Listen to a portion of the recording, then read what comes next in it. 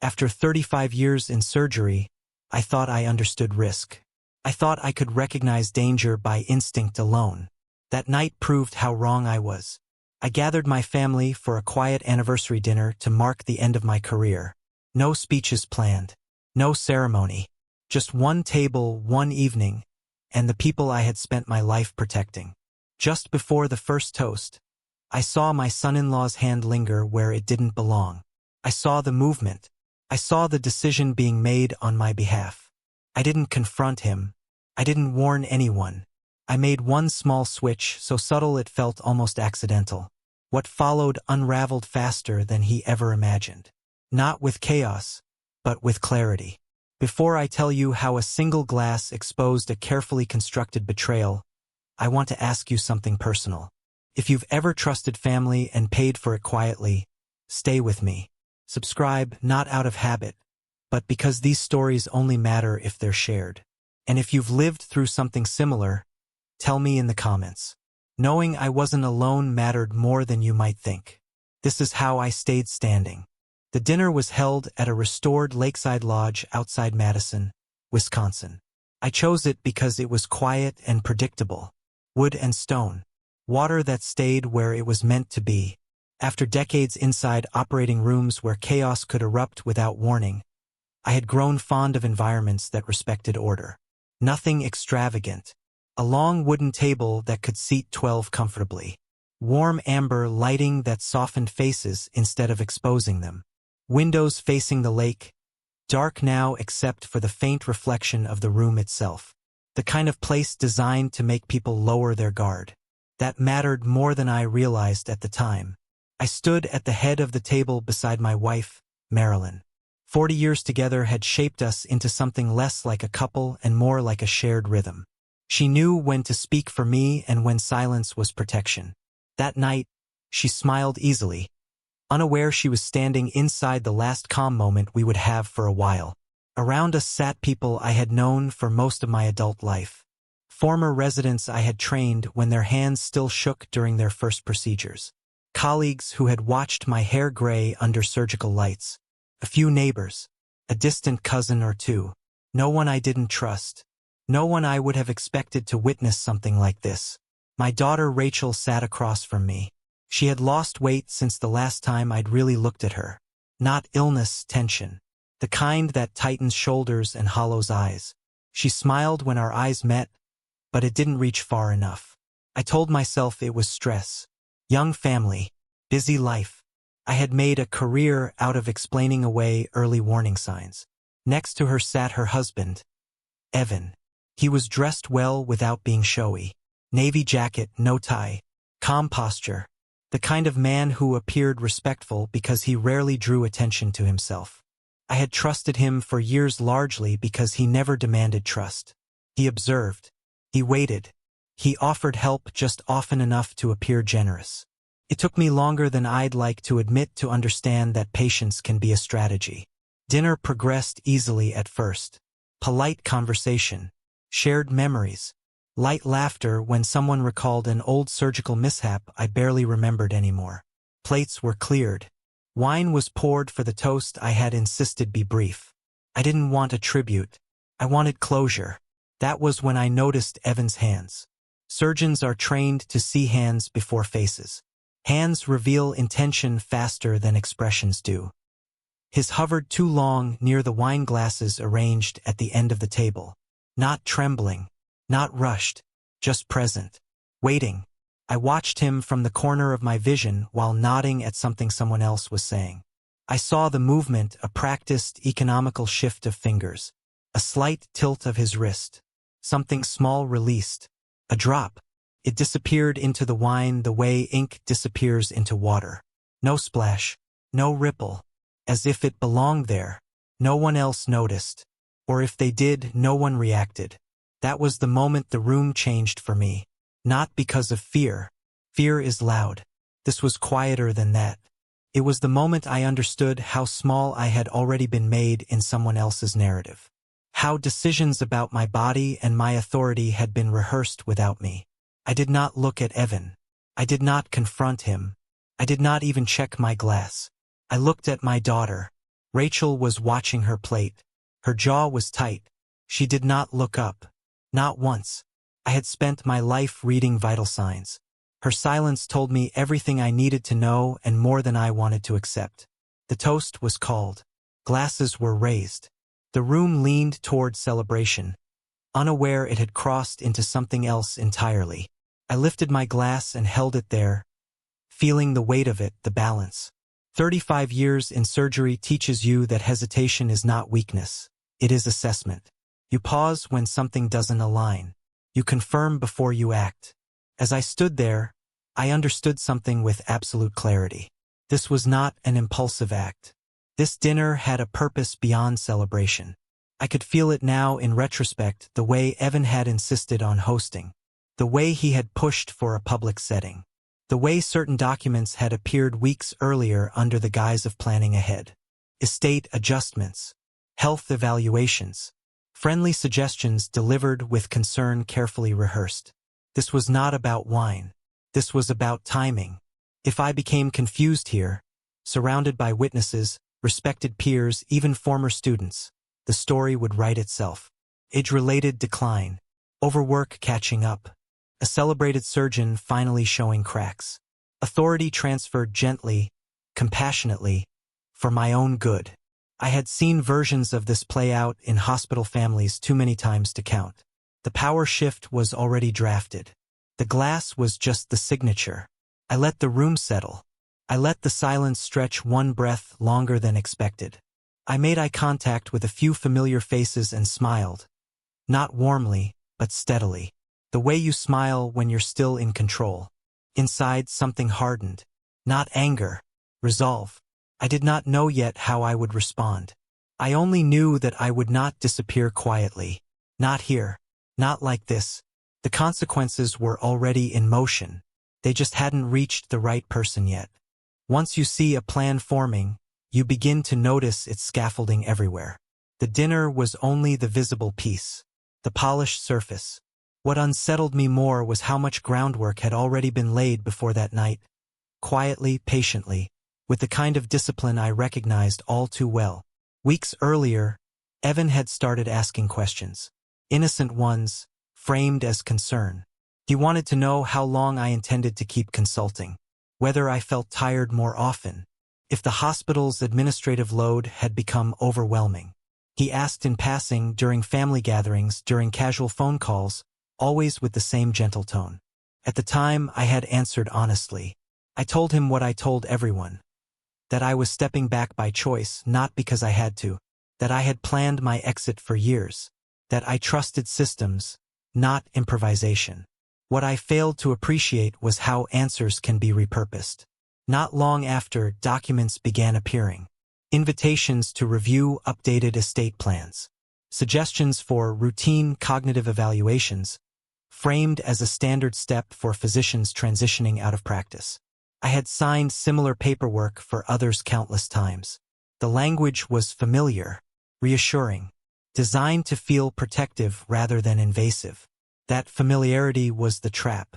Each form carried an assumption that I might soon need help managing complexity. Each conversation nudged the same narrative forward. Concern, preparation, prudence. No single action was alarming. Together, they formed a direction. Evan had insisted on coordinating much of it. He offered to organize meetings, to handle logistics, to take pressure off me and Marilyn. He said it was the least he could do after everything I had done for the family. I remember feeling a brief, dull gratitude, the kind that comes when you allow yourself to believe someone else is finally carrying weight for you. That was my mistake. The dinner, I realized now, had been positioned as a test case. Public moment. A controlled environment with witnesses who would interpret what they saw through the lens already provided to them. If I faltered, if my speech slurred, if my balance shifted, if confusion crept in, the paperwork would suddenly seem prophetic rather than premature. It was elegant in its own way, clinical, cruel without being theatrical. I had trained surgeons who thought several steps ahead. I had dismissed residents who could not see beyond the next incision. Evan, I understood now, belonged firmly to the first group. He had simply applied those instincts outside the operating room. What troubled me most was how natural it must have felt to him. As I stood there holding my glass, I catalogued these realizations with the same calm I used during complications in surgery. Panic wastes time. Clarity buys it back. I did not need to understand every detail yet. I only needed to avoid becoming evidence in someone else's argument. I let my arm lower slightly, as if fatigue had touched me for just a moment. Not enough to alarm. Enough to appear plausible. I shifted my stance, redistributing my weight, giving anyone watching the impression of age asserting itself. It was a performance. One I resented but understood. Marilyn glanced at me then, just briefly. We had learned long ago how to speak without words. Her eyes asked a question I couldn't answer yet. I gave her the smallest nod. Not reassurance. Awareness. The toast proceeded. Compliments were offered. Someone spoke about legacy. Another about sacrifice. I listened and said nothing, allowing the room to keep moving forward on its own momentum. Inside, I was already stepping back, mentally distancing myself from the scene. That, too, is a habit surgeons develop. You learn to observe yourself as part of the procedure without becoming consumed by it. I thought about Rachel, about her silence, about the way she hadn't looked up when Evan's hand moved. I considered the possibility that she had been told just enough to justify her compliance. Or perhaps more than that. Perhaps she had been convinced this was mercy, kindness, a way to spare me future decline. The stories we tell ourselves can make almost anything permissible. By the time the glasses were raised again, I had reached a decision. It was not a plan yet. Plans require information. What I had was intent. I would not react emotionally. I would not accuse. I would not alert them to what I had seen.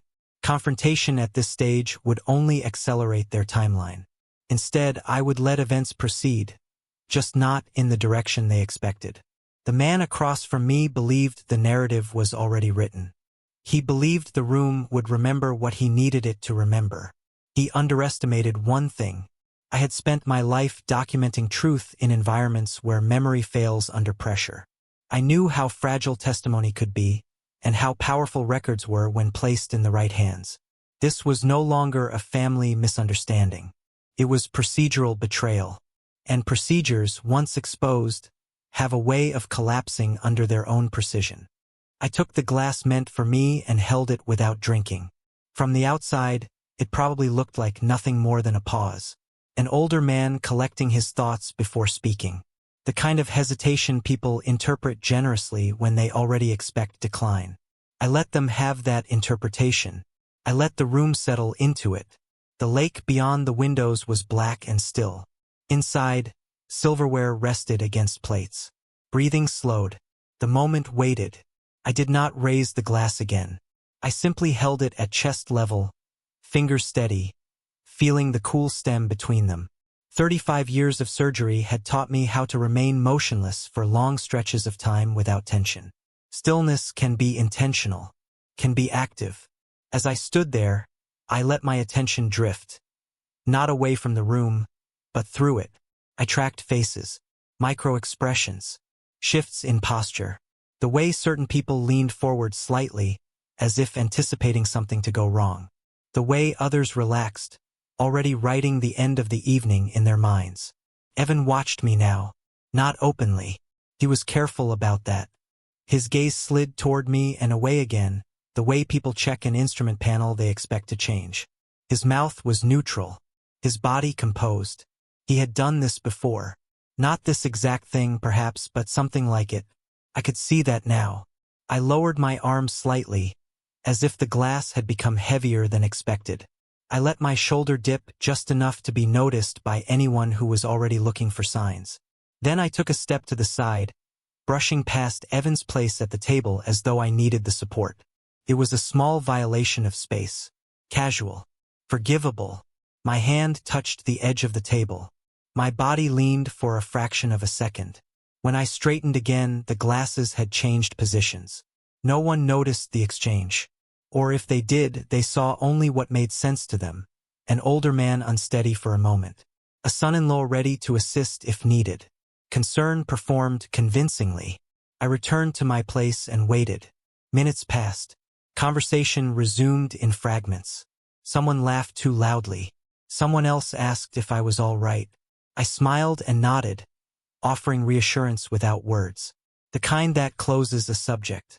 When the time came again, we raised our glasses. I did not hesitate. I drank calmly. The wine tasted as it always had. Dry. Familiar. I swallowed once, then set the glass down with deliberate care.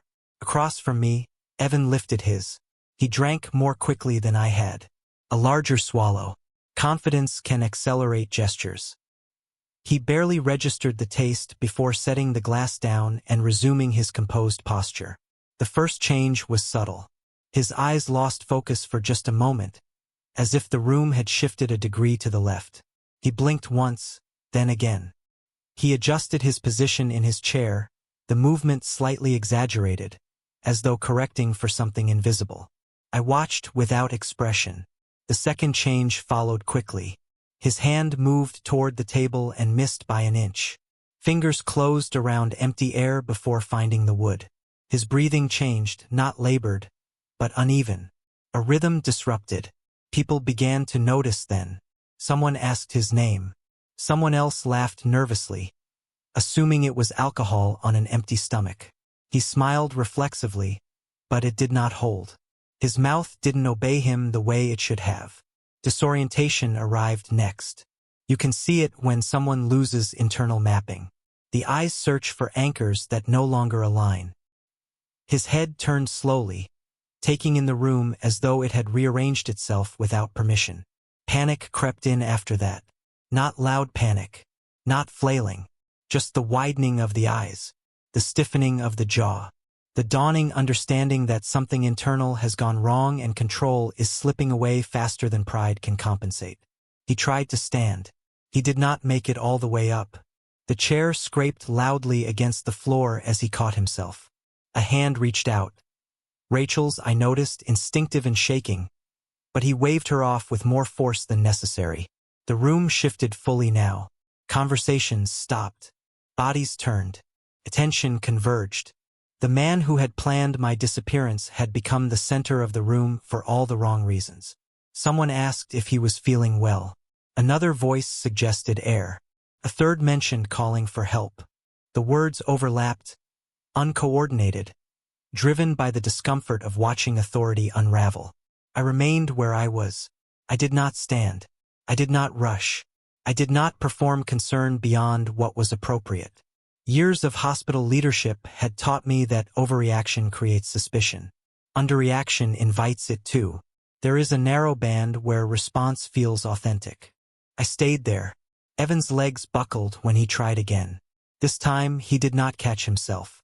Two people moved quickly to support him, guiding him back into the chair. His skin had gone pale beneath the warm lighting. Sweat gathered at his temples. His eyes met mine for the first time since the toast. There was no accusation in them, only confusion, and something else. A flicker of realization, too late to be useful. The awareness that the variables he thought he controlled had shifted beyond his reach. The silence in the room thickened. Someone finally made the call for medical assistance. I recognized the tone immediately. Urgent, controlled, rehearsed, too quick, too efficient. That registered. I glanced at Marilyn. Her face was calm, but her eyes were fixed on Evan now, sharp and assessing. She understood. Not everything yet, but enough. As we waited, I felt something unexpected settle over me. Not satisfaction. Not triumph. Relief. The escalation had arrived exactly as planned, just not for the person who expected it. The violation had been exposed without a word spoken. The narrative had fractured under the weight of its own assumptions. I had not raised my voice. I had not accused. I had simply remained present. And in doing so, I had redirected the entire evening without anyone fully realizing how or why. The consequences were no longer theoretical. They were seated across from me, breathing unevenly, under fluorescent lights soon to come. And this time they belonged to him. The paramedics arrived faster than they should have. That was the first thing that confirmed what I already suspected. The response time was efficient to the point of expectation, as if someone had anticipated the need before the call was placed. Their movements were calm, professional, rehearsed. Too rehearsed for a spontaneous medical emergency at a retirement dinner. I recognized that look. I had worn it myself for decades. They moved Evan onto a stretcher while speaking in low, controlled tones, asking him simple questions he struggled to answer. His name, the date, where he was. He responded slowly, syllables misaligned, frustration building as his mind failed to keep pace with his intentions. Someone suggested alcohol. Someone else mentioned stress. These explanations floated easily in the room, offering comfort without demanding scrutiny. People like simple causes. They help restore order. I did not offer one.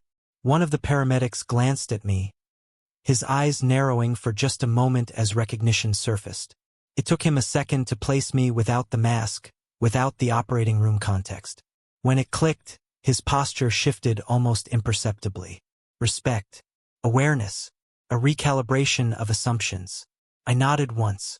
Not to assert authority but to acknowledge his. They asked if I would like to ride along to the hospital. I declined calmly, stating that Marilyn and I would follow shortly. I did not explain why. I didn't need to. Authority doesn't announce itself when it's secure. At the hospital, the atmosphere changed again. Fluorescent lights. The familiar antiseptic smell. The quiet urgency of controlled motion. This was my world, even if I no longer belonged to it formally. Staff recognized me quickly, some by name, others by reputation.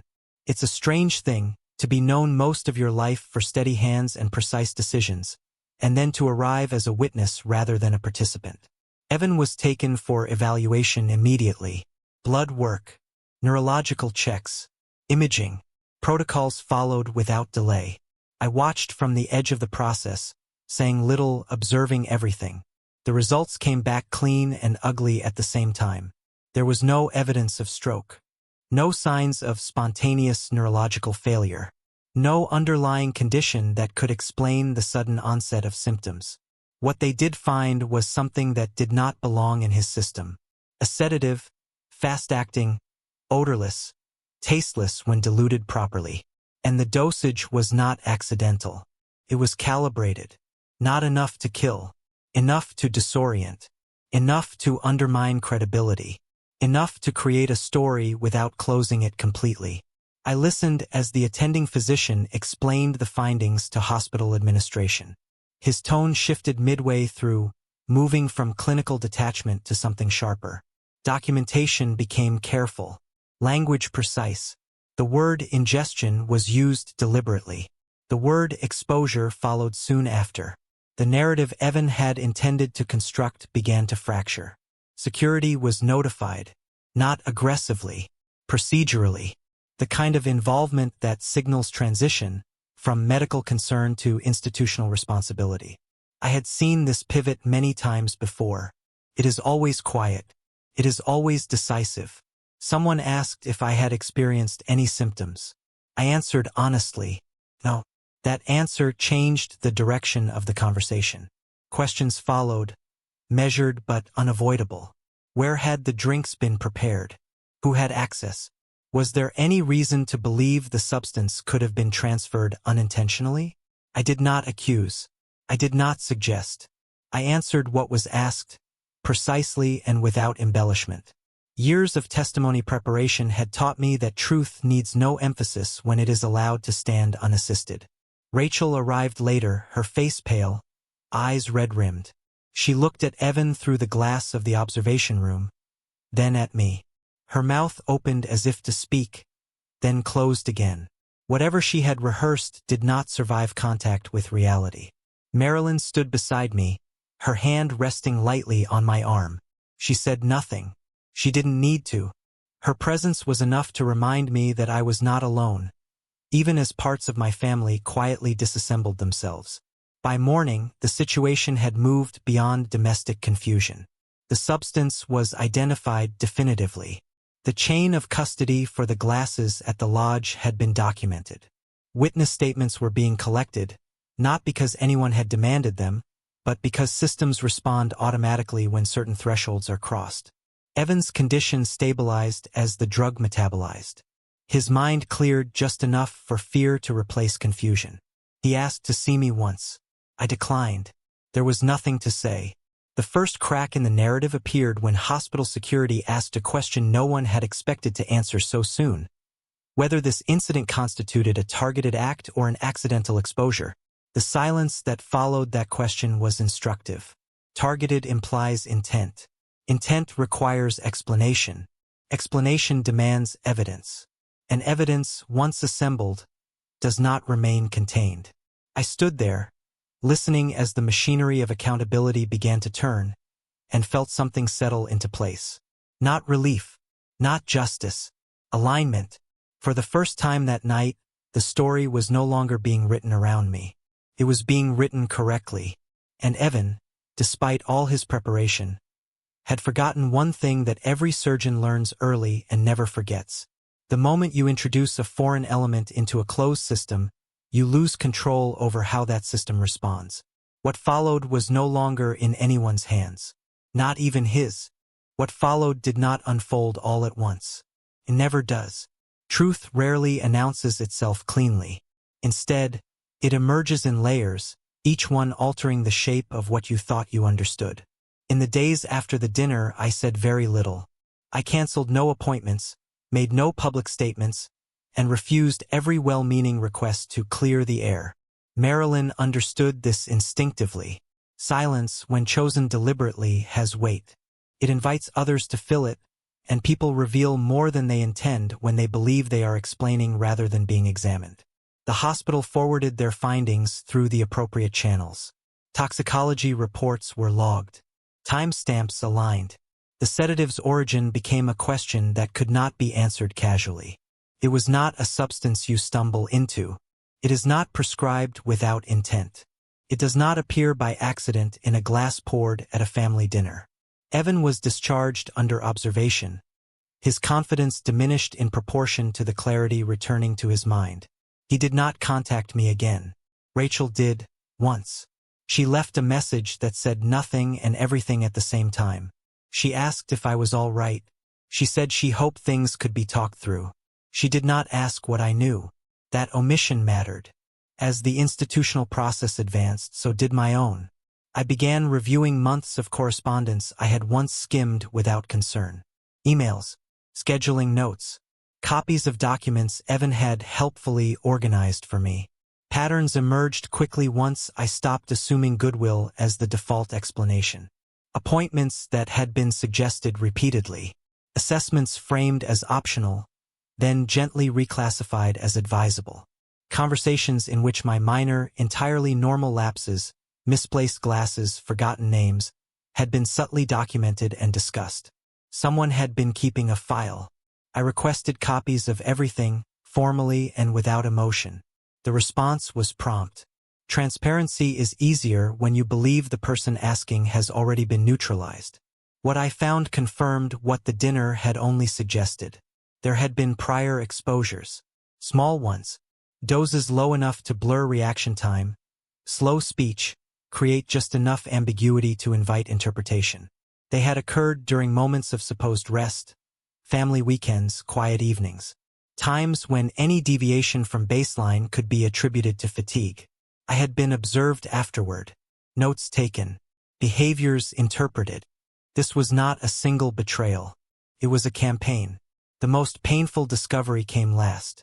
Rachel had attended 2 of the consultations. Not as a passive presence. As a participant. Her signature appeared on one form as an emergency contact. On another, she had endorsed a recommendation for temporary oversight should I exhibit signs of diminished executive function. Temporary, in documents like these, is a flexible word. I sat with that realization longer than any other. I had cut into strangers without hesitation, had navigated anatomy under pressure, had made irreversible decisions with a steady hand. None of that prepared me for the precise, quiet grief of understanding that your own child has accepted a version of you that excludes your agency. I did not rage. I did not confront her. Grief, when it comes this late in life, does not shout. It settles. It asks you to adjust your posture so it can sit beside you without knocking you over. I mourned her quietly, then I finished preparing. The strategic shift was not dramatic. It did not require confrontation or leverage. It required alignment, placing the truth where systems could no longer ignore it. I contacted an old colleague who now worked in medical ethics oversight. I sent him the documentation without commentary. I knew he would see what I saw. He had built his career on identifying exactly this kind of abuse, authority weaponized under the guise of care. I contacted my own legal counsel not for defense, but for sequencing. There is a difference. We mapped out timelines, disclosures, points at which information should be introduced rather than revealed. Strategy is not deception. It is respect for process. Evan's financial situation came into view next. It was almost disappointingly predictable. A failed venture hidden behind optimism. Debt deferred rather than resolved. Pressure mounting invisibly. The incentive was clear once you allowed yourself to see it without sentiment. Control offers relief when solvency disappears. The specialist Evan had recommended, so conveniently, so insistently, had a professional relationship with a private consultancy that specialized in asset protection during cognitive decline. A niche industry, perfectly legal, perfectly exploitative when misused. Everything fit. By the time Rachel requested to meet in person, the groundwork had already shifted beneath her feet. I agreed not because I needed answers, but because I wanted to see whether she understood what she had participated in. She spoke carefully. She cried at the appropriate moments. She framed everything as concern, confusion, misunderstanding. She did not deny involvement. She minimized intent. I listened. I did not correct her. When she finished, I told her I loved her. I told her I hoped one day she would understand why silence had been my response. She asked if I was angry. I told her no. Anger implies surprise. What I felt was clarity. The preparation concluded without ceremony. Documents submitted. Affidavits aligned. Timelines matched too cleanly to be dismissed as coincidence. When the next step came, it came not from me, but from the systems Evan had assumed he could manipulate quietly. That is the thing about complex plans. They require silence from everyone involved. And silence, once broken, travels farther than any accusation ever could. There was no confrontation in the way people imagine such things. No raised voices. No slammed doors. No dramatic revelation delivered across a table. That version belongs to stories where emotion substitutes for preparation. This ended the way most real reversals do, quietly, methodically, and without granting the guilty the dignity of surprise. The first notice did not come from me. It came from an ethics review board requesting clarification on a sequence of recommendations that no longer aligned with standard practice. The language was restrained, professional, impossible to argue with. It asked questions that could not be answered without admitting intent. Evan received his copy the same day I received mine. 2 days later, his financial disclosures were flagged during a routine audit triggered by an unrelated inquiry. Debt that had been deferred was suddenly illuminated. Transfers that once appeared clever now looked desperate under direct light. The kind of pressure that encourages shortcuts rarely survives documentation. Rachel called again. This time, she did not leave a message. I did not return the call. The process moved forward without my presence. That was intentional. I had learned long ago that the most effective pressure comes from systems that do not care about personal explanations. Institutions respond to patterns, not apologies. When Evan was formally questioned, the structure of his plan began to collapse under its own precision. He had documented too much, scheduled too carefully, coordinated too efficiently. What he believed was thoroughness became evidence of orchestration. He tried, briefly, to reposition himself as a concerned family member caught in an unfortunate misunderstanding. That defense unraveled the moment timelines were aligned. Concern does not require rehearsal. It does not leave trails this clean. Charges followed naturally. Not all at once. Not dramatically. They emerged one by one, each one narrowing the available explanations until denial became untenable. The act intended to erase my authority became the mechanism that proved his abuse of it. Rachel was questioned separately. Her involvement was contextualized, not excused. She was not charged in the same way. She was not absolved either. Some betrayals are not criminal. They are simply permanent. I did not attend any hearings. I did not offer testimony unless required. When I did speak, it was factual and brief. I described events as they occurred. I avoided interpretation. Truth, when stated without embellishment, has a gravity of its own. The reversal completed itself without spectacle. Evan's access to anything resembling control evaporated quickly once oversight replaced assumption. The specialist he had relied on distanced himself immediately. Professional alliances dissolve faster than families when liability appears. By the time the final decisions were issued, there was nothing left to confront. The plan had not failed because it was exposed emotionally. It failed because it was documented accurately. That distinction matters. When Marilyn asked me one evening whether I felt vindicated, I considered the question longer than she expected. Vindication implies injury still aching. What I felt was quieter than that. Resolution. The dignity of knowing I had not compromised myself to survive someone else's ambition. The steadiness of having trusted process over impulse. I had not needed to destroy anyone. I had only needed to remain intact long enough for truth to finish what preparation began. The reversal did not restore what had been lost with Rachel. Some fractures do not heal by design. They simply stop widening. And that, I had learned, was sometimes the best outcome available. The house grew quieter after that. Calls stopped. Invitations faded. The world adjusted itself around a new understanding. I had been targeted for erasure. Instead, I remained. Not because I fought, but because I refused to disappear on someone else's schedule. The lodge emptied the way all borrowed spaces do, without ceremony, without memory.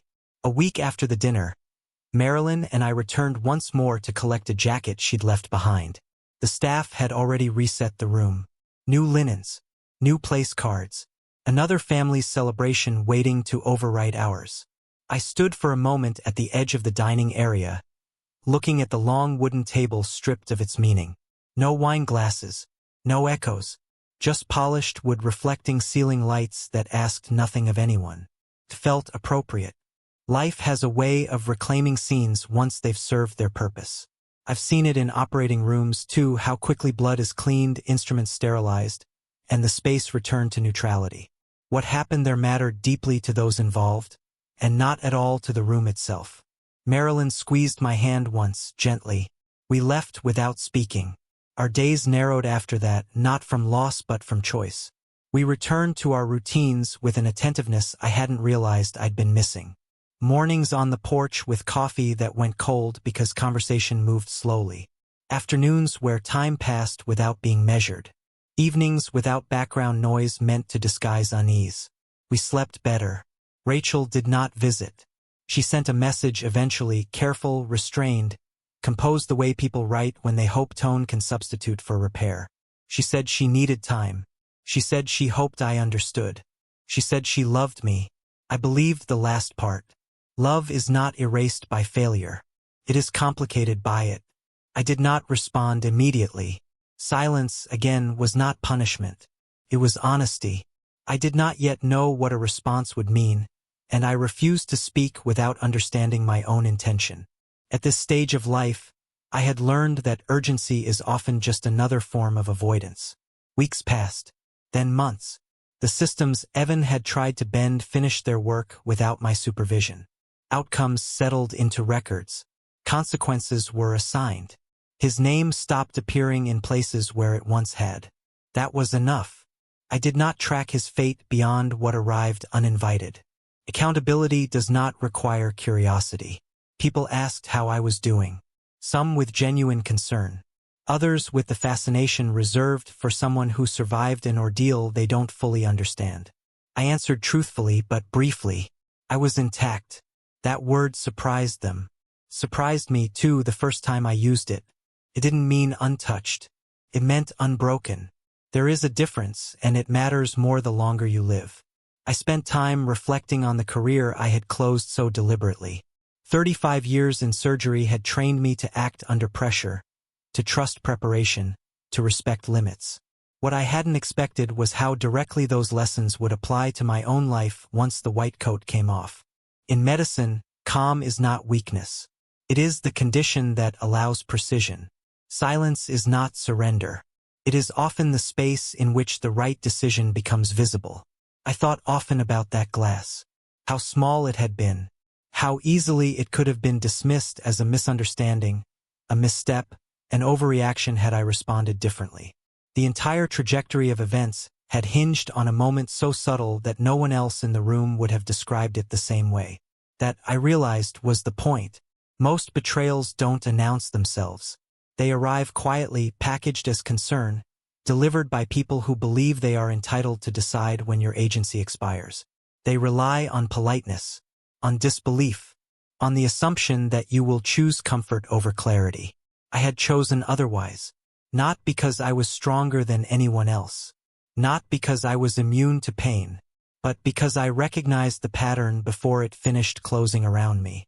Because I had spent a lifetime understanding systems and knew that integrity, once compromised, does not recover by accident.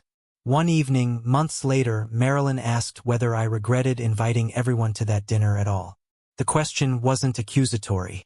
It was curious, thoughtful, the way questions are when they're asked only to understand. I considered it carefully. If I hadn't gathered them, the plan would have continued quietly, paper by paper, appointment by appointment. There would have been no moment to anchor the truth. No witnesses to contradict the story being written for me. I would have woken one day inside someone else's version of my life, an untangling that would have cost far more than what had already been lost. So no, I didn't regret it. That night had clarified everything. I set the glass down. I chose to remain standing, not as an act of defiance, but of continuity. I remained myself in a situation designed to reclassify me as something less. That was the only victory I ever wanted, and it was enough. In the end, peace did not arrive as celebration. It arrived as quiet mornings and unguarded evenings, as the knowledge that I had not traded my dignity for ease, as the certainty that, when tested, I had trusted the principles that carried me through a lifetime of irreversible decisions. Calm held, silence spoke, and I went on living, no longer watched, no longer managed, no longer mistaken for someone who could be moved without consent. That was the justice. That was the resolution. And it required nothing more than staying present when it mattered most.